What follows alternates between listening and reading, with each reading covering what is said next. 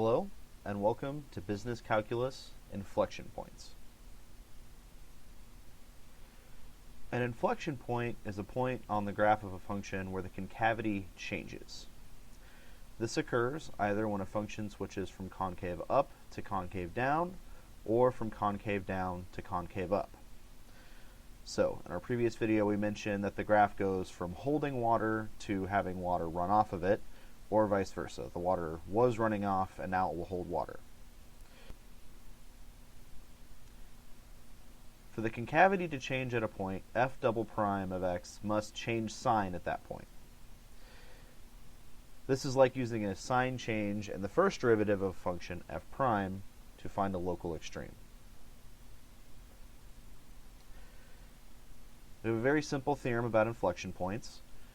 If a point c f of c is an inflection point on a function of f, then we say that c is a partition number for f double prime. Therefore, the best way to find the inflection point of a function f is to first find the sign chart of f double prime, much like we did for the first derivative, f prime. If the second derivative changes sign at a point c, and c is in the domain of f, then we have that c is an inflection point.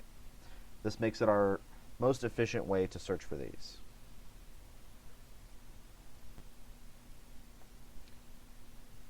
Here we have some graphs of functions and the associated tangent lines at the inflection points. In our first example, we see that the function here is concave up, indicated by the up arrows. We have our point here, the tangent line, and we see that it is concave down in the region on the right. For the next example, we see that it is the opposite case, where it is concave down before the inflection point, which is noted, and then concave up on the right-hand side.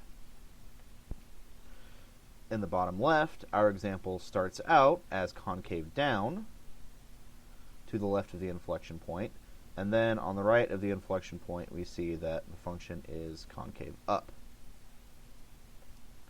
And then our last example on the bottom right, we see that the function starts out as concave down on the left-hand side and is concave up on the right-hand side. We have no tangent line graphed here because vertical tangent lines do not exist. All right, what we'd like to do here is to find some inflection points of the following function. So here we have f of x equals x cubed minus 9x squared plus 24x minus 10. And in order to find its inflection point, we are going to find the sign chart of f double prime. However, in order to do that, we must first calculate the first and second derivatives of the function. So, we take our derivative using the power rule. The derivative of x cubed is 3x squared. The derivative of negative 9x squared is 18x. And the derivative of 24x is 24, and of course the derivative of negative 10 is 0 because it's a constant. Next up, we take the derivative of the derivative, or the second derivative. So this is going to be d dx of f prime of x, and so we just take the derivative of f prime.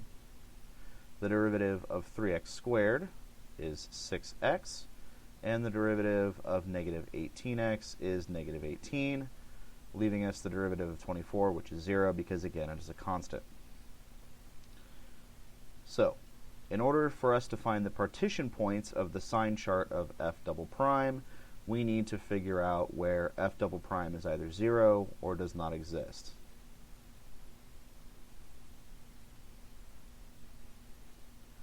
Now, it's a polynomial, so it exists everywhere, so this second case is not an issue, but we would like to know where the second derivative is equal to 0.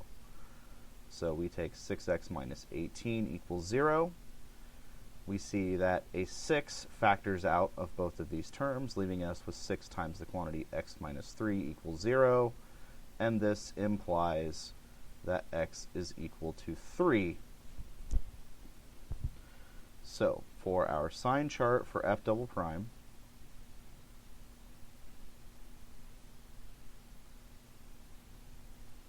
we're going to have one partition point which occurs at 3. Okay, so we need to pick a point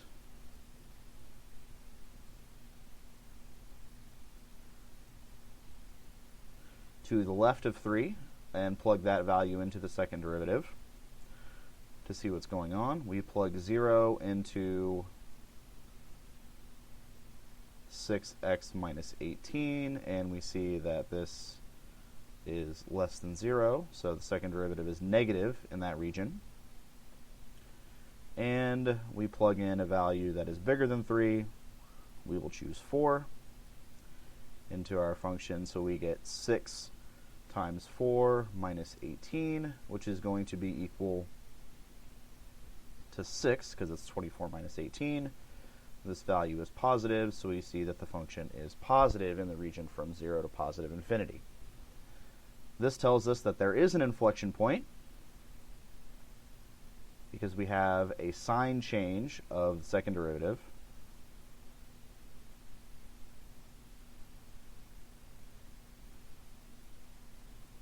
At 3f of 3. And in order to determine the y value where our inflection point occurs, we need to plug 3 back into our original function. So we calculate quickly f of 3. So we get 3 cubed minus 9 times 3 squared plus 24 times 3 minus 10. And after a short bit of arithmetic, we get that the answer is 8. So our inflection point occurs at the ordered pair 3, 8.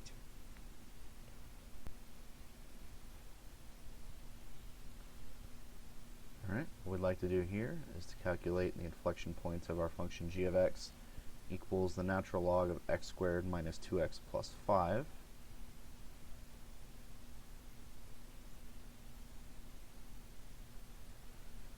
And we start by calculating g prime and recognizing that this is a chain rule problem. We have the outside function being the natural log, and the derivative of the natural log is 1 over x, so we get 1 over our inside left alone, which is x squared minus 2x plus 5. And in the numerator, we have the derivative of the inside, which looks like this. Calculating that derivative, we see that it is 2x minus 2, and then in our denominator, we have x squared minus 2x plus 5. Next up, we calculate the second derivative, g double prime, which we can see is going to be a quotient rule problem. So we take the derivative of the numerator times the denominator left alone minus the derivative of the denominator times the numerator left alone, all over the denominator squared.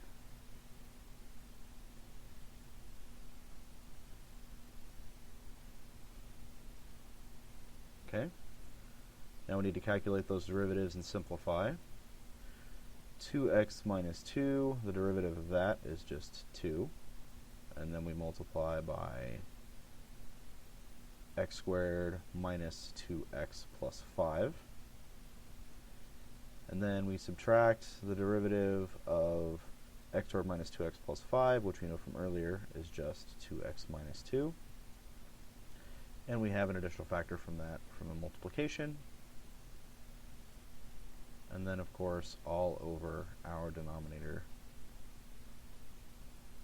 which is going to be going along for the ride for the whole problem. All right. Now we need to continue to simplify our numerator. Our goal being to determine the values of x that make the numerator and the denominator equal to 0. Those give us our partition points for our sign chart for g double prime. So we're going to have 2x squared minus 4x plus 10, distributing the 2 And then we are going to calculate our perfect square binomial here on the right, which is going to be 4x squared, because 2x times 2x. And then it's going to be minus 8x, because we have 2x times negative 2, and 2 factors of that, so it's negative 8. And then lastly, plus 2, because that is negative. Lastly, plus 4, because that is negative 2 squared. Again, we have our denominator.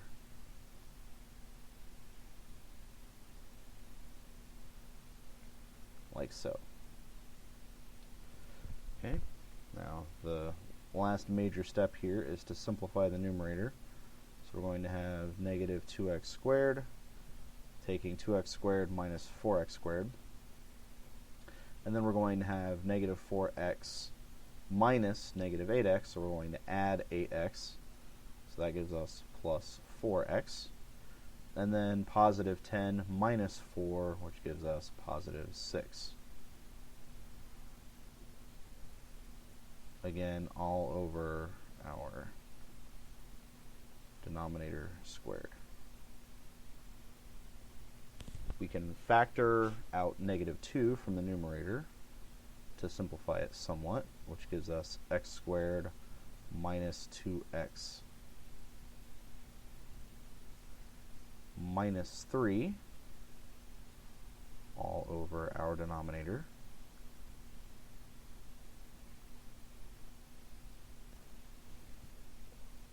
And this shows that our numerator factors. We see that it is equal to x minus 3 times x plus 1, which makes it easy to determine which values of x make it equal to 0. And our denominator, which we haven't touched for the whole problem, is actually always going to be positive. If you use the quadratic formula to find its roots, you'll notice that they are both complex, and this function opens up. So that tells us that the denominator is a quadratic function with no x-intercepts that exists only in the positive half of the real plane. So the only partition values that we are concerned with are negative 1 and 3 for our sign chart for f double prime.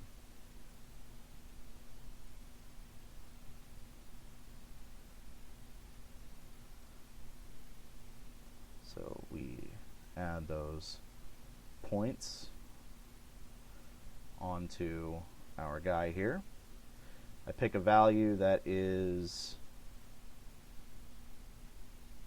less than negative 1, plugging that in. Since I know that the denominator is always positive, I don't need to worry about what's going on down there. I just have to worry about the sign of the numerator.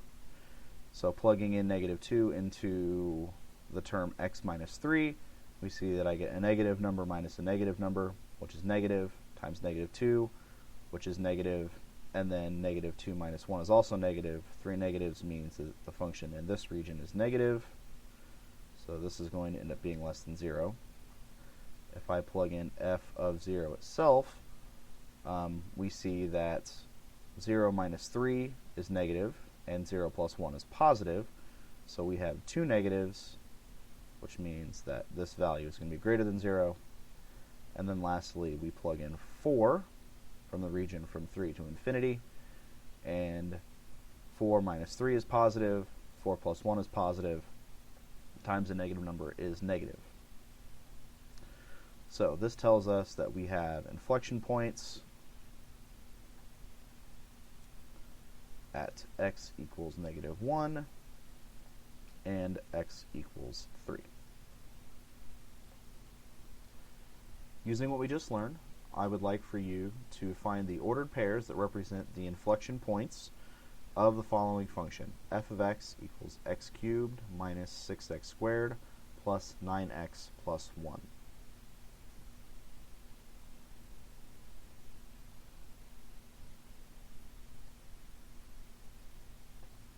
Your choices are the points 3, 1, 1, 5, both 3, 1 and 1, 5, or 2, 3?